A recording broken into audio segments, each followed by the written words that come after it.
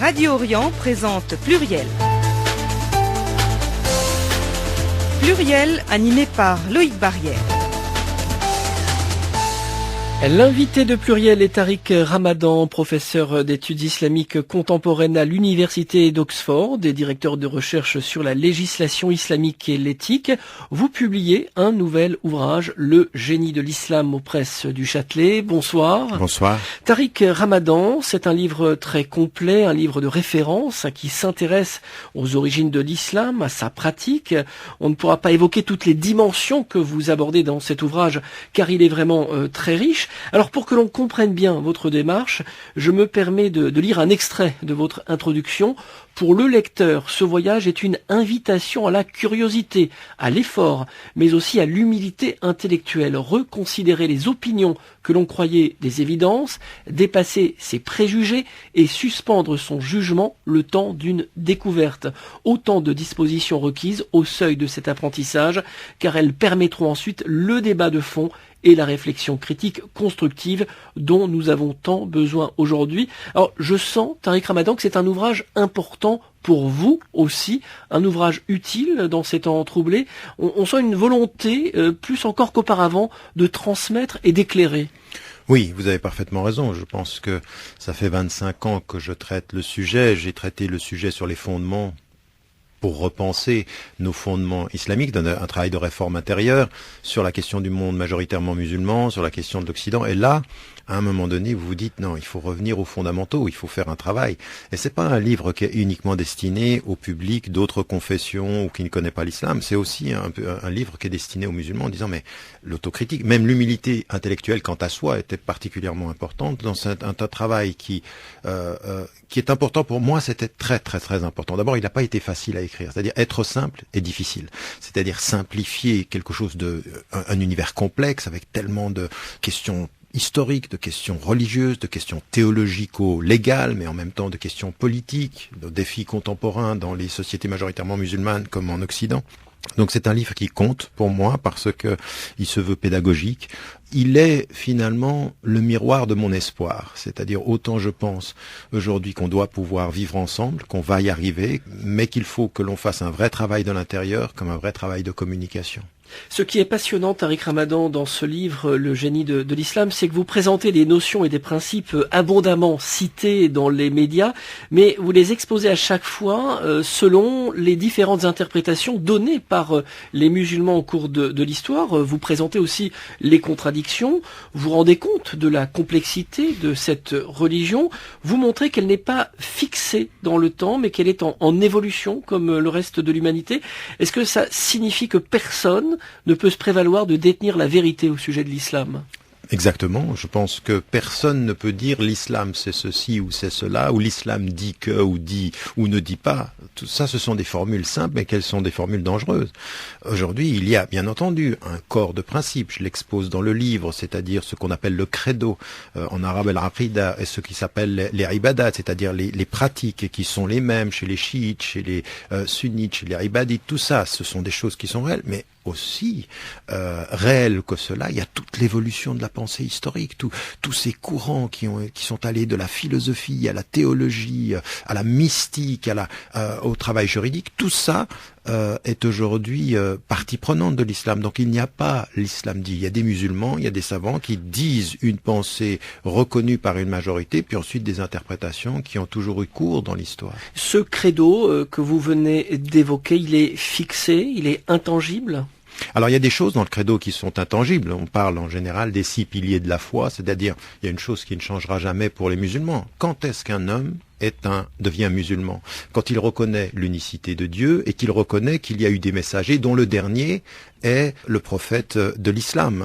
Et donc voilà, je veux dire, ça, ce sont des choses qui font partie du credo. On devient musulman quand on reconnaît ceci. Puis ensuite, il y a tout ce qui va concerner le monde de l'invisible, la reconnaissance, le sens de la mort, qu'il y a une vie après la vie. Tout ceci, ce sont des éléments qui ne changent pas. leurs interprétations historiques, les débats qu'il y a eu chez les philosophes et chez les théologiens philosophes, eh bien ils existent, mais ces piliers-là sont là. De la même façon que les pratiques. Vous prenez aujourd'hui l'avion, ou vous prenez le train, ou vous traversez tous les continents, vous verrez qu'entre chiites, sunnites, et toutes les différentes, parce que je parle de la diversité à l'intérieur de l'unité de l'islam, les courants de pensée, les courants, les écoles de pensée, les écoles juridiques, eh bien, la prière, elle est là, le jeûne, il est là, la zakat, l'impôt social purificateur, tout ça, ça ne va pas changer. Maintenant, ce sont des piliers de la pratique et du credo, mais ils ne disent pas encore l'expression sociale, l'expression culturelle, l'expression artistique et intellectuelle. Tariq Ramadan, est-ce que le regard que les Occidentaux, et en particulier les Français, ont sur l'islam aujourd'hui est encore influencé par le travail des orientalistes du 19e siècle et du début du 20e, des orientalistes qui, ne l'oublions pas, ont effectué ces travaux alors que la plupart des pays musulmans étaient colonisés? Oui, tout à fait. Je pense qu'on n'est pas encore sorti de cette perception-là. Alors il y a le travail des orientalistes, et puis il y a même le travail de certains penseurs musulmans qui étaient très occidentalisés à un moment donné et qui ont alimenté ceci. Il y a malheureusement extrêmement peu d'écoute de ce que disent les différents courants de l'intérieur des sociétés majoritairement musulmanes, c'est-à-dire des intellectuels autonomes, même des institutions. On est aujourd'hui beaucoup plus lié à ce que certains des nôtres ont dit sur les autres. Et donc c'est ça la pensée coloniale quand elle demeure, c'est-à-dire que c'est la médiation de la pensée des autres à travers nos interprétations et à travers notre terminologie. Et c'est aujourd'hui ceci qui est extrêmement intéressant, ce qui se passe en Occident. On va devoir y arriver, c'est-à-dire qu'aujourd'hui, vous avez l'émergence d'un discours islamique de l'intérieur des références musulmanes par des gens qui sont ici, qui sont plus des orientalistes. Ce sont des musulmanes et des musulmans qui se réapproprient la parole. On a toujours de la peine à les entendre. Ils ont 25 ans aujourd'hui. Oui. Ils sont nés au moment où vous avez commencé à écrire. Bien sûr, ils ont 25 ans. Et je dis qu'à un moment donné, on ne pourra pas continuer à être sourds à leurs propos, et ils ne se font pas être inaudibles pendant tant d'années. À un moment donné, il va falloir qu'on arrive à cette discussion. Mais on y vient. Moi, je suis beaucoup plus... Je le suis pas simplement comme une posture intellectuelle. Je suis très profondément optimiste sur l'avenir de notre vivre ensemble. Malgré tout ce qu'on voit aujourd'hui, le climat qu'il y a en Europe, le climat qu'il y a en France, la montée du populisme et tout ceci, je suis beaucoup plus optimiste que tous nos politiques. Je reviens à certaines définitions contenues dans ce livre. Déjà, le mot islam, il est mal compris aujourd'hui.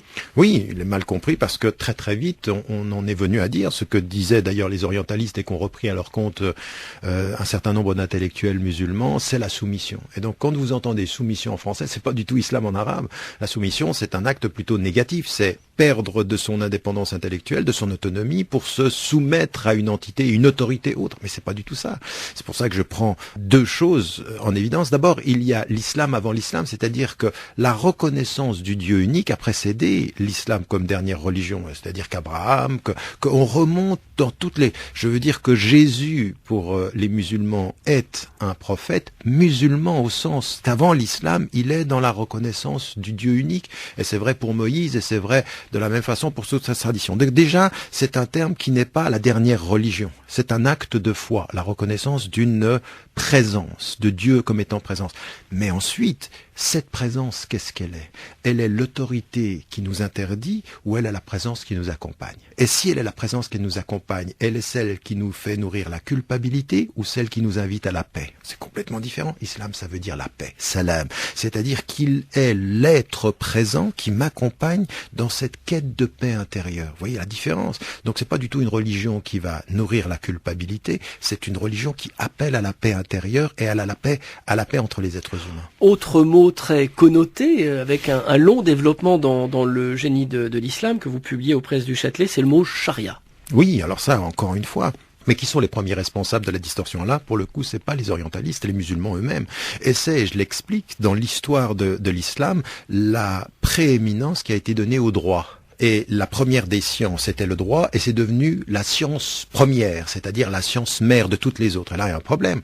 Le mysticisme a été évincé, la philosophie a été évincée, et donc on a de ce point de vue-là, tout à coup, le légal qui prend le dessus. Et la charia, qu'est-ce que c'est? Ce serait le droit, et ce sera la loi de Dieu. Ah non! Quand on revient à la source, le mot veut dire le chemin qui mène à la source d'eau vive qui vous permet de survivre dans un espace désertique. C'est complètement différent, c'est-à-dire c'est la voix. C'est la voix qui me permet de vivre en fait et de survivre. Et donc vous avez un verset coranique qui dit ô vous qui portez la foi, répondez à l'appel de Dieu quand il vous appelle à ce qui vous fait vivre. Et sachez que Dieu se place entre l'homme et son cœur. C'est-à-dire qu'il travaille entre l'homme et son cœur. Ce rappel de ce cheminement vers Dieu, c'est ça la charia. Donc c'est la voie de la fidélité. Et donc là, j'en donne une définition chez les juristes, chez les philosophes, chez les mystiques, pour montrer la diversité et dire, ah non, c'est pas du tout... D'abord, c'est pas du tout le code pénal. Le code pénal, c'est un élément totalement infime dans toute la compréhension, et c'est un chemin qui est ce chemin justement qui, au gré de djihad, c'est-à-dire de lutte intérieure, va permettre la paix. C'est un chemin vers la paix en fait, la charia, et ça commence par la dignité, la justice et la liberté. Alors justement, vous évoquez ce terme djihad dans le livre. Vous montrez que c'est un terme qui peut s'appliquer à la guerre, mais c'est une des dimensions parmi tant d'autres. Tout à fait. Vous avez des savants qui se sont beaucoup arrêtés là-dessus. Il y en a un qui est très très connu, Tirmizi, qui a beaucoup parlé de ceci, et vous avez en l'occurrence, et Suyuti, pardon, pas Tirmizi, et Suyuti qui parle de ceci, et donc en l'occurrence, il y a jusqu'à 80 acceptions du terme. Une d'elles parle de la guerre, mais il y a le djihad intellectuel, il y a le djihad social, il y a le djihad spirituel. Lutter contre la pauvreté, c'est un djihad. Lutter pour l'éducation, c'est un djihad. J'ai vu qu'il y avait même un djihad pour la santé, pour la bonne santé. Bien sûr, parce que votre corps vous appartient pas dans la tradition musulmane. Vous êtes le gardien de votre corps, donc vous devez le protéger de la maladie, et donc vous avez un djihad de la bonne santé, un djihad de l'hygiène. Vous avez un djihad de l'environnement, pour l'environnement. Donc vous avez contre des choses qui sont qui nous poussent vers ce qui est négatif, et pour l'éducation, des choses qui sont... mais encore une fois, ça, ce sont des choses qu'on trouve dans les autres traditions. Quand, par exemple, l'abbé Pierre lance la guerre contre la pauvreté, c'est un djihad. C'est de sa formule. Le mot guerre ici, c'est quelque chose qui est la noblesse de la résistance au mal. Quant au djihad guerrier, il est extrêmement codifié. Vous montrez qu'on ne peut pas faire la guerre pour conquérir le pouvoir, pour accaparer des terres. Tout à fait. Alors bon, ensuite, après, vous voyez, c'est là où il faut aussi savoir la tradition musulmane, parce que ça n'a pas été toujours les traditions. Vous savez, quand les savants musulmans en position de pouvoir parlent, c'est différent que quand ils sont en situation de minorité. C'est-à-dire que là, on a des interprétations historiques. Mais quand on revient au texte, le djihad, c'est quand il est lié au qital, c'est-à-dire la guerre, est extrêmement codifié. C'est-à-dire qu'il y a une éthique de la guerre. Et on ne peut pas déclarer une guerre pour imposer la religion. Donc la conversion, c'est interdit. Pour la colonisation, c'est interdit. Pour l'oppression, c'est interdit. Pour gagner des terres, c'est interdit. Donc, cette éthique de la guerre commence par ce pourquoi nous entrons en guerre. Par contre, résister à l'oppression légitime la résistance de ce point de vue-là, mais attention, une résistance qui doit faire attention aux moyens de sa résistance. Donc on ne tue pas des femmes, on ne tue pas des enfants, on ne tue pas des innocents, on ne tue pas des civils, on fait attention à l'environnement. Donc tout ça c'est codifié, c'est présent depuis des siècles dans la tradition musulmane, et j'en parle en mettant en évidence que autant pour ce qui me concerne, je peux être, et je suis de façon extrêmement claire, du côté des résistants à l'oppression, autant à des moments donnés j'ai pris des positions extrêmement claires sur les moyens de leur résistance, que on soit pour la résistance palestinienne, pour moi c'est un devoir moral, mais être contre le fait qu'on tue des innocents en Israël et qu'on s'en prenne à des enfants et des femmes, ça pour moi c'est une responsabilité éthique de le dire et de le rappeler. L'invité de Pluriel est Tariq Ramadan, professeur d'études islamiques contemporaines à l'université d'Oxford, directeur de recherche sur la législation islamique et l'éthique, et vous publiez un nouvel ouvrage, Le génie de l'islam aux presses du Châtelet. Je me permets de le recommander aux auditeurs de Radio Orient. C'est vraiment un ouvrage qui permet d'apprendre beaucoup sur l'islam, sur la culture, sur l'histoire, sur la religion.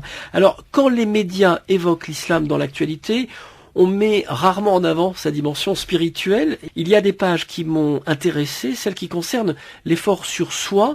Le croyant est invité à se débarrasser de ses idoles matérielles, comme le pouvoir et l'argent.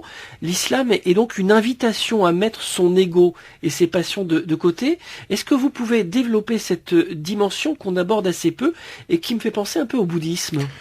Oui, vous avez raison. Je pense que les spiritualités, l'hindouisme et le bouddhisme, et d'un autre côté même dans la mystique juive et chrétienne, et même dans les enseignements traditionnels, vous trouvez ceci, et dans toute la dimension de l'islam, ce qui est le plus important, à partir du moment où on reconnaît la présence du divin, on revient à soi, et toute la démarche du fait religieux, en l'occurrence, il n'y a pas vraiment de séparation entre le religieux et le spirituel, il faut comprendre le religieux à partir du spirituel, c'est-à-dire que la prière, que le jeûne sont des moyens de vivre ce voyage spirituel. Et ce voyage spirituel, d'abord, c'est un travail de soi à soi, c'est-à-dire la libération de l'ego. C'est-à-dire que dire Dieu, c'est-à-dire se libérer de soi, au sens où le soi pourrait devenir dogmatique ou arrogant. Le jeu de l'arrogance. Il faut se libérer de ce jeu de l'arrogance, et puis de ce jeu qui peut être attiré par tout ce qui est le pouvoir, l'argent,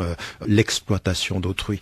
Donc ce travail est un travail d'éducation personnelle, un travail d'éducation intime. La visibilité de la foi, c'est ce travail sur soi, c'est ce travail de maîtrise, cette humilité intellectuelle dont on parlait au début, cette humilité, cette pudeur. Vous savez, on parle beaucoup dans l'islam de la pudeur physique, mais ça commence pas par la pudeur physique. La pudeur physique, c'est une expression qui doit être précédée de la pudeur intellectuelle, de la pudeur même sentimentale, de la pudeur de soi, quant à soi et vis-à-vis de soi et vis-à-vis d'autrui. Cette pudeur-là, elle est essentielle. Et malheureusement, aujourd'hui, quand on parle de l'islam, toute cette démarche-là, elle est totalement occultée. Ou alors on dit c'est l'autre islam, l'islam des mystiques. Mais non, c'est le cœur de l'islam, c'est le début de tout. Et c'est cette invitation à servir l'humanité qu'on entend. Le meilleur d'entre vous est celui qui est le plus utile à l'humanité. Qu'est-ce que c'est l'utilité à l'humanité? Comment je vais devenir utile à l'humanité? Comment je vais servir l'humanité? Déjà par maîtriser tout ce qui est ces mauvais penchants qui peuvent m'habiter. Mais comme je vous l'ai dit tout à l'heure, non pas en entretenant la culpabilité, mais en développant la responsabilité. C'est-à-dire on passe de l'innocence de l'enfant à la responsabilité de l'adulte. Et ce que je dois faire en tant que responsable, c'est ne jamais jouer à l'enfant. C'est de rester mature, de connaître mes faiblesses, de connaître mes qualités, et avec mes qualités, de pouvoir gérer mes faiblesses. Ce cheminement spirituel est d'abord profondément un voyage profondément personnel, individuel, et qui appelle les êtres humains à comprendre que la présence de Dieu dans sa vie, ça n'est pas la présence du policier sur la route, c'est la présence du compagnon sur le chemin, sur la voie dont nous parlions tout à l'heure. Vous expliquez la signification du ramadan, c'est un effort sur soi également, mais vous regrettez dans le livre que le respect du jeûne donne lieu aujourd'hui à certaines dérives commerciales notamment. Tout à fait. Encore une fois, les premiers responsables, ce sont les musulmans eux-mêmes. C'est pour ça que le livre est aussi un appel à la conscience musulmane. Dire que l'islam est une belle religion, c'est une chose. Savoir dire aussi que les musulmans sont parfois en contradiction avec la beauté du message est aussi une réalité et une vérité qu'il faut dire. Et l'une des expressions, c'est qu'un mois de sa vie, c'est pas rien, un mois par année de sa vie. C'est 1/12 de sa vie, on le passe dès qu'on est adulte au jeûne. Et le jeûne, c'est, vous savez, qu'est-ce qui est humain en l'humain? C'est le fait de manger et boire, c'est notre réalité d'homme. Le fait de se protéger, de cesser de boire et de manger, c'est de vouloir alimenter, nourrir, faire naître en soi la caractéristique spirituelle et divine. Et c'est vrai que quand on jeûne, on a un autre rapport au temps et on a un autre rapport à ce qui est naturel et maîtrisé. On est en rupture avec le naturel pour passer au spirituel, pour faire un saut spirituel. Et à ce moment-là, qu'est-ce que ça veut dire? Ça veut dire qu'il faut se maîtriser dans la nourriture, il faut se maîtriser. C'est pas simplement de se maîtriser jusqu'à ce que vienne le moment de la rupture du jeûne et ensuite on mange 2 fois plus. Le problème que nous avons aujourd'hui, toutes les spiritualités le vivent. C'est-à-dire la transformation d'un acte profondément spirituel en un acte consumériste. C'est-à-dire Noël, qui devient une fête de famille où l'on achète des cadeaux. Le Ramadan, ça devient une fête de famille où l'on achète à manger. Alors que tout le message est le contraire. Et moi j'appelle les musulmanes et les musulmans, mangez moins pendant le Ramadan. On a des statistiques aujourd'hui, des pays entiers prouvent aujourd'hui qu'ils mangent plus pendant le Ramadan que pendant les autres mois de l'année. On est vraiment dans la contradiction absolue. Et tout ce travail spirituel est très très important. Vous voyez, notre discussion sur le spirituel, elle est très très importante pour qu'on en vienne au fait de la pratique religieuse et qu'on redonne son esprit au mois du Ramadan. Le jeûne, c'est une élévation spirituelle, c'est pas une structuration du temps seulement. À vous lire, on comprend que pour être musulman, il ne suffit pas de lire le Coran. Bien sûr, il suffit pas de lire le Coran. Et même le Coran, c'est pas un texte facile à lire. Donc il y a deux lectures du Coran. Il y a la lecture spirituelle. Quand on le lit, on peut être emporté parce qu'il y a la beauté du texte, il y a la beauté des images, il y a le. Vous savez, le Coran est empli d'histoire, et une histoire a cette capacité de faire vivre en nous l'enfant. Nous sommes des enfants, chacun d'entre nous, adultes ou pas. Et quand une histoire nous parle, dans le Coran, elle parle à des images, elle parle et donc elle réveille en nous des choses. Donc le Coran, c'est ceci. Donc là, il y a une lecture. Puis ensuite, il y a une autre lecture qui est légale, qui est celle du cadre légal. Et là, celle-ci, elle est plus difficile parce que le Coran n'est pas un texte chronologique, il ne répond pas à la chronologie. Et entre ces deux lectures-là, ça suffit pas. C'est le dialogue que l'on a avec le texte coranique, c'est un dialogue qu'on a avec Dieu, et qu'à partir d'un certain moment, la lecture du Coran, elle doit être aussi le miroir de notre lecture de la vie. Autant le Coran peut parfois être simple dans son message spirituel, autant la vie elle est compliquée. Et donc pour être un bon musulman, il faut savoir traduire ces enseignements-là étape après étape, et puis savoir s'éduquer à la lumière du message. Quand certains non-musulmans, je pense par exemple au philosophe Michel Onfray, prennent le Coran et puis citent des versets hors contexte pour montrer finalement que la guerre et le terrorisme est peut-être inscrit dans le Coran, qu'est-ce que vous dites ? Ben je dis que c'est malheureux parce que autant on peut voir des philosophes comme Michel Onfray avoir une pensée complexe quand il s'agit de philosophie, autant quand il s'agit de religion, vous êtes sidéré par le simplisme. On prend un texte, et puis je l'ai vu une fois discuter avec un ancien Premier ministre, Juppé lui dit « Vous avez lu le Coran ?» Il lui dit non, il dit « Ah ben, vous ne comprenez rien à l'islam », comme s'il suffisait d'avoir lu le Coran pour comprendre l'islam, et comme si on pouvait prendre des versets et hors contexte, sans comprendre l'évolution du texte coranique même, puisqu'il a été révélé sur 23 années, on en tire des conclusions. Ce qu'il fait est aussi dangereux que ce que nous disons quand nous avons des gens de Daesh ou des gens qui sont des extrémistes violents qui prennent un verset et qui disent il fait exactement la même chose. Non, on ne peut pas simplifier cette religion en prenant des versets hors contexte et en disant qu'en ayant lu le Coran, on a tout compris. Tariq Ramadan, est-ce que les savants musulmans d'aujourd'hui doivent questionner la validité des hadiths ? Ce travail a été fait dans le passé, est-ce qu'il doit être réactualisé ? Il doit être poursuivi et approfondi. Et moi, j'ai une position extrêmement claire. Autant pour moi, le Coran est une parole révélée de Dieu, autant tout ce qui est dans le hadith, c'est-à-dire les traditions prophétiques, qui sont ce qu'a dit, fait ou approuvé le prophète, tout ce qui est de construction humaine ou de l'élaboration d'un système de vérification humaine doit être questionné. Alors on a par exemple deux références qui sont connues, on appelle le Bukhari ou Muslim, ça chez les sunnites, on a aussi 4 références chez les chiites, et donc c'est comme s'il y avait une infaillibilité sur les méthodologies d'authentification. Je dis mais non, un être humain c'est un être humain, et le Bukhari, je respecte tous les critères qu'il a mis d'authentification, mais je veux qu'on aille plus loin, je veux qu'on continue le travail pour que la vérification elle ne se fasse pas simplement sur la chaîne de transmission des gens, mais aussi sur ce qu'on appelle le matn, c'est-à-dire le discours lui-même, ce qui a été dit. Et je pense qu'aujourd'hui, il faut que nous allions plus loin, que nous continuions ce travail. Je ne mets aucune limite à la critique de ce qui est une construction humaine. Autant le divin est divin, autant l'humain doit être ouvert à la critique. Quand vous dites cela, c'est un tabou ? Ben, ça bouscule beaucoup de personnes, et il y en a certains qui pensent que je vais trop loin. C'est pour ça que chez certains littéralistes salafis, ils me considèrent comme étant sorti de l'islam en ayant dit ceci, et d'autres qui sont des réformistes et puis qui veulent quand même que l'on maintienne le hadith dans son statut supérieur, et bien sont gênés de ce point de vue-là. Mais je continuerai à le dire parce que j'y crois profondément, et je crois aujourd'hui qu'on a de nouveaux jeunes savants à travers le monde musulman qui sont à l'écoute de ceci, qui se rendent compte que on peut pas continuer à faire comme si ce qui avait été authentifié par la tradition doit être sacralisé par les musulmans. Non, ce qui est le produit des hommes n'est jamais sacré. L'absence de clergé dans l'islam sunnite est parfois perçue comme un problème parce que il permet à des groupes extrémistes d'instrumentaliser la religion. La relation directe du croyant avec Dieu, est-ce que vous diriez que c'est une chance ou plutôt un inconvénient dans le monde d'aujourd'hui ? Non, je pense que la relation directe, la façon dont vous me posez la question, est une chance énorme. C'est-à-dire qu'on n'a pas besoin d'autorité. Moi, je parle à Dieu sans la médiation de quiconque, et n'importe quel individu, femme ou homme ou enfant, doit pouvoir, riche ou pauvre, doit pouvoir parler à Dieu sans médiation. Maintenant, le fait qu'il n'y ait pas de clergé et qu'il n'y ait pas d'autorité une, c'est une formidable chance à la condition que vous savez et que vous acceptez et que vous apprenez à gérer la diversité. C'est-à-dire que quand vous n'arrivez plus à gérer la diversité, vous êtes dans la division et dans la cacophonie. Aujourd'hui, force est de constater dans le monde musulman, que ce soit d'ailleurs chez les sunnites ou chez les chiites, que nous sommes dans une crise d'autorité. Qui parle pour qui a le fin mot, au point où on en arrive à des choses extrêmement perverses, dont moi-même je suis une victime et un responsable à la fois.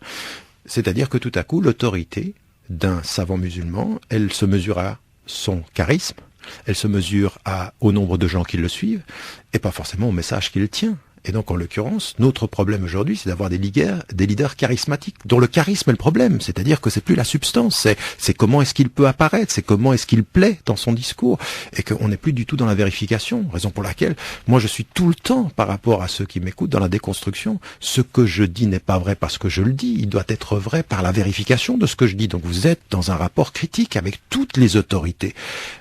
L'islam a commencé avec des gens qui devaient donner un avis juridique en demandant à ceux qui l'écoutaient de vérifier si ce qu'ils disaient était. Donc on a un travail de vérification. Donc vous voyez bien que quand l'autorité n'est pas gérée sur les bases du message, sur les bases de la rationalité, de l'esprit critique de celui qui suit, et non pas de son émotivité, eh bien nous sommes dans une vraie crise d'autorité. C'est ce que nous vivons aujourd'hui. Et quand on bouscule des tabous, comment on arrive à une adhésion, je dirais, d'une grande partie des musulmans? Alors, ça, c'est une question qui est très très très importante et c'est ce à quoi je me suis appliqué depuis 25 ans et qui a fait aussi une partie de la critique de ceux qui me lisaient. En fait, vous ne pouvez avoir de légitimité ou obtenir une adhésion que si vous partez de l'intérieur des références et que vous êtes solide là-dessus. C'est-à-dire, qu'est-ce que disent les textes? Comment ça a été interprété dans l'histoire? Comment est-ce qu'on peut apporter de nouvelles... Donc vous devez être équipé pour la discussion de l'intérieur, pas pour faire plaisir à l'extérieur, et en même temps savoir de quoi vous parlez à l'intérieur. Donc il y a un vrai travail, raison pour laquelle je dis souvent, pourquoi est-ce que je commence toujours par les textes? Parce que c'est la légitimité première de notre rapport. On a parlé du Coran et même des hadiths, donc on prend les textes, puis ensuite on se dit mais comment ils ont été interprétés? Pourquoi ont-ils été interprétés de cette façon-là? Puis ensuite on évolue par rapport à ces interprétations-là. Mais la légitimité, heureusement, Dieu merci, la légitimité, elle se fait à partir de la maîtrise des textes et de la rationalité logique des interprétations possibles sur les textes et l'histoire. Alors Tariq Ramadan, j'ai envie de citer un extrait de votre livre Le génie de l'islam. Le Coran et les traditions prophétiques renferment un certain nombre de textes dont la formulation explicite paraît exiger une application littérale et directe. Si clair soit-il, l'énoncé d'une règle ne suffit pourtant pas à son application immédiate. Il faut d'abord en dégager la raison d'être. Qu'est-ce qui détermine l'application ou la non-application des règles coraniques? Ça, c'est une question qui est extrêmement difficile, en fait. Derrière la simplicité de la question, on est au cœur du débat. Vous avez des textes coraniques, ils sont extrêmement clairs. Mais leur clarté, est-ce qu'elle est simplement dans le principe ou c'est dans l'objectif? Moi, ce qui est très important, c'est l'objectif. C'est-à-dire que si le texte est clair, l'objectif de ce texte doit être la clarté de sa finalité. C'est-à-dire la justice. L'esprit et la lettre de la règle? L'esprit et la lettre, exactement. Mais en même temps, plus que ça, l'esprit, si on se met d'accord sur le fait que l'esprit c'est la finalité et que la règle c'est la littéralité, il faut un rapport entre les deux. Et donc en l'occurrence, un texte littéral ne peut pas être appliqué tel quel parce qu'il se pourrait que dans son application littérale, il soit une trahison de la finalité, c'est-à-dire ce pourquoi, la raison d'être en l'occurrence. Vous voyez que c'est un vrai travail. Quand par exemple il y a la suspension de la peine du voleur, quelques années après la mort du prophète de l'islam par l'un de ses califes, c'est-à-dire de ses successeurs, Omar, on est à quelques années, et il dit on peut plus appliquer cette lettre-là, parce que la littéralité de l'application... Le fait de couper la main des voleurs. Il dit on peut plus, pourquoi? Parce qu'on est dans une situation de famine, donc on va, en appliquant littéralement le texte, on trahit la finalité qui était la justice et la reconnaissance. Donc on s'arrête. Donc moi c'est ce que je dis aujourd'hui, le monde est devenu complexe, on peut pas venir citer un verset du Coran, dire il est clair, oui le texte est clair, mais la réalité ne l'est pas. Et donc il faut faire ce double travail d'aller-retour. On va prendre un exemple précis. Dans ce livre, vous abordez notamment la question du foulard. Vous expliquez, vous l'avez dit tout à l'heure, que la pudeur en islam ne s'arrête pas seulement aux vêtements, qu'il y a une dimension morale et spirituelle. Précisément sur le foulard, que disent les textes vous écrivez que ça n'est pas une obligation prioritaire. Qu'est-ce que ça veut dire? Alors, c'est une obligation, au sens c'est une prescription. Mais ce qu'on a en islam, c'est qu'on a des degrés d'obligation. Et donc, en l'occurrence, l'obligation première, quand on entre dans l'islam, c'est la reconnaissance de Dieu. Et celle qui vient tout de suite après en matière pratique, qu'est-ce que c'est? C'est la prière. C'est-à-dire, c'est ceux qui disent Dieu, puis ensuite ils prient, donc la prière. Puis vous avez ensuite des catégories d'obligations. D'accord? Et donc, des catégories d'interdits aussi. Comme dans les traditions chrétiennes ou juives, vous avez ce qu'on appelle les péchés majeurs et les péchés mineurs, les véniels, etc.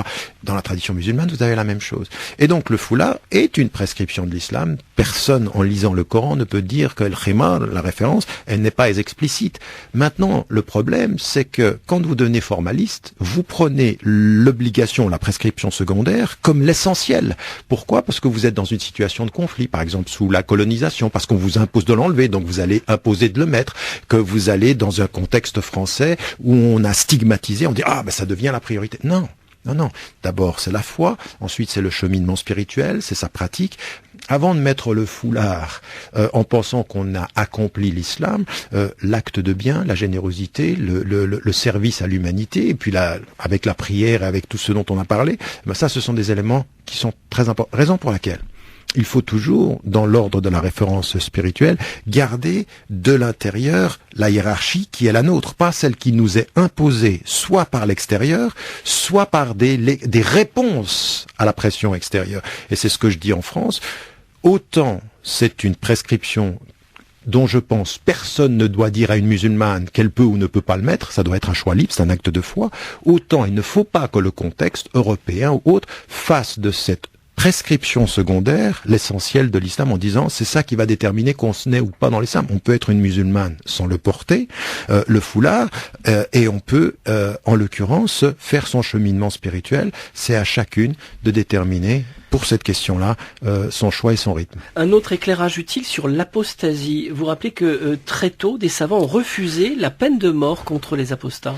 Oui, alors ça aussi, nul ne peut nier le fait que dans la tradition musulmane majoritaire, l'apostasie était condamnée à mort. Ça, on ne peut pas aller à l'encontre de cette interprétation qui s'est installée majoritairement. Mais il y a eu des voix très tôt, au 8e siècle, Sofiane es-Saouri, comme d'autres. On dit, non, ça n'est pas ça. Ça n'était pas, c'est pas comme ça qu'il faut comprendre les textes. D'abord, parce que le prophète lui-même n'a jamais appliqué la peine de l'apostasie à des gens qui ont quitté la religion, et deux, c'était lié à un contexte historique tout à fait particulier où des femmes et des hommes, en particulier des hommes, se convertissent à l'islam, prennent des informations de la communauté musulmane et vont les donner à l'adversaire. En fait, ce sont des traîtres de guerre. Et donc, ils quittent la communauté pour travailler contre la communauté. Donc c'est ce qu'on appelle dans le langage militaire des traîtres de guerre. Et donc ceux-là, oui, mettent en danger la communauté et sont passibles, et étaient, en l'occurrence à l'époque, passibles de... Mais changer sa religion, dans un autre livre qui est celui de la vie du prophète, et je le recite ici dans le texte, des femmes et des hommes ont quitté la religion musulmane, jamais le prophète ne les a exécutés ou n'a demandé leur exécution. Pendant sa vie, comme ceux qui les ont suivis. Donc je pense que ce qui a été une interprétation prioritaire est une interprétation qui est loin d'être exclusive, et ma position sur cette question-là, c'est qu'elle est une mauvaise interprétation des textes. Depuis quelques années, on entend beaucoup l'expression « l'islam est une religion conquérante, qu'elle s'est imposée au peuple par la force ». Qu'est-ce que vous répondez à cette affirmation?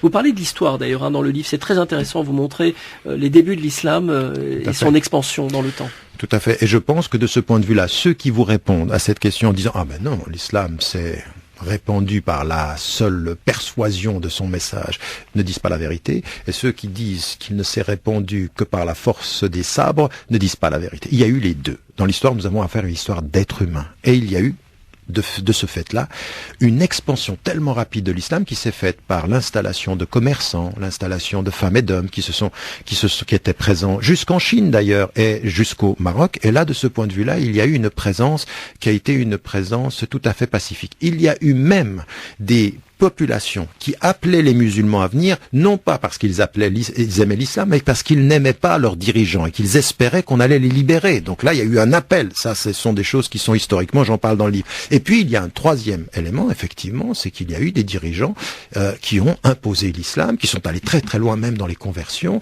Il y a eu, à des moments donnés, sous l'Empire ottoman, des traitements des populations qui étaient d'autres confessions que la religion musulmane, qui sont clairement des habits différenciés, signes distinctifs, des choses qui sont de la discrimination pure, du racisme. Il y a des musulmans dans l'histoire qui ont versé dans l'esclavage. Il y a des Arabes qui ont fait la traite des Noirs. Et ça, il faut qu'on le reconnaisse, en l'occurrence. Donc, l'idéalisation de l'histoire, je le dis à la fin de l'ouvrage, est l'un des drames de notre pensée. C'est-à-dire, on idéalise le passé.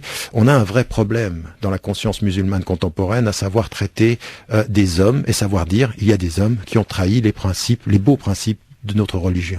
Tariq Ramadan, vous évoquez le lien de l'islam avec les autres monothéismes. Vous parlez d'un tronc commun entre les trois religions. Depuis quelques années, on parle beaucoup du dialogue islamo-chrétien. Plusieurs papes se sont intéressés à ce sujet. En revanche, on aborde rarement le dialogue judéo-musulman, qui est peut-être plus difficile en raison du contexte du Proche-Orient. Que dit l'islam sur le judaïsme ? Eh bien, écoutez, d'abord, il y a beaucoup plus de proximité de l'islam avec le judaïsme, déjà sur la question de l'unicité de Dieu, puisque l'un des grands problèmes avec le christianisme, c'est la Trinité. Mais il y a un vrai rapport, d'abord, sur deux choses.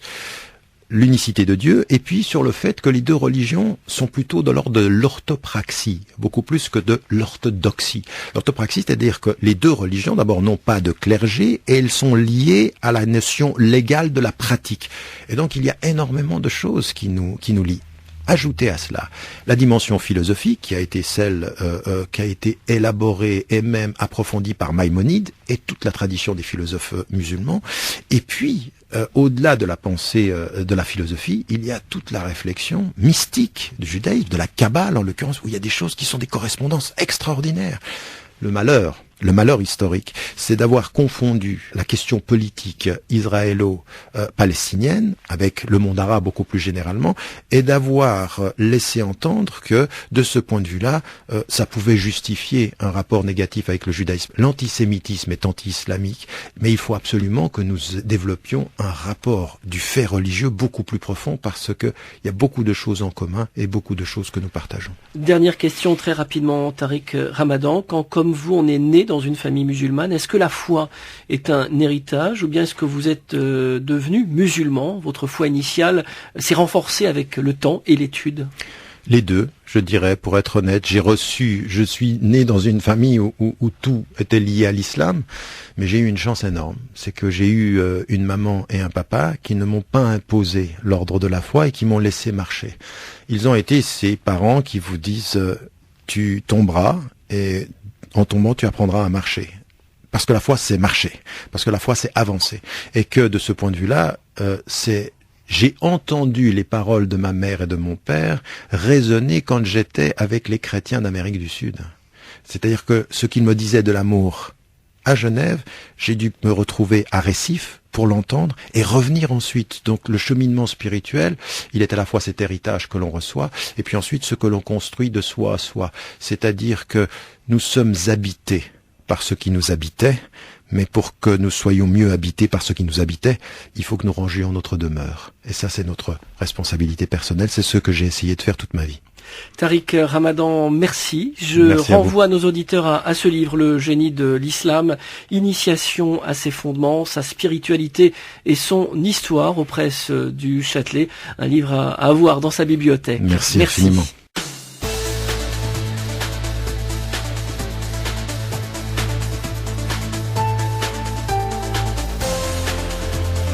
C'était Pluriel, une émission hebdomadaire présentée par Loïc Barrière.